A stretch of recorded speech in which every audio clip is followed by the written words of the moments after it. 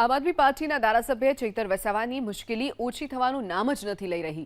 ચૈતર વસાવાને જન્માષ્ટમી સહિતના તહેવારો જેલમાં જ પસાર કરવા પડશે।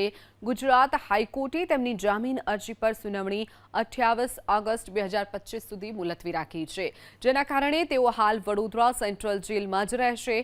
ચૈતર વસાવાની 5 જુલાઈ 2025ના ધરપકડ કરવામાં આવી હતી। ડેડિયાપાડા તાલુકા પંચાયતના ભાજપ શાસિત પ્રમુખ સંજય વસાવાએ તેમની સામે હત્યાની કોશિશ, મહિલા નેતા સામે અપશબ્દોનો ઉપયોગ અને મારામારીનો આરોપ લગાવી ફરિયાદ નોંધાવી હતી। ગઈકાલે થયેલી સુનાવણીમાં સરકાર વતી વકીલે એફિડેવિટ માટે સમય માંગ્યો હતો, જેથી જામીન અરજી પર 28 ઓગસ્ટના સુનાવણી હાથ ધરાશે।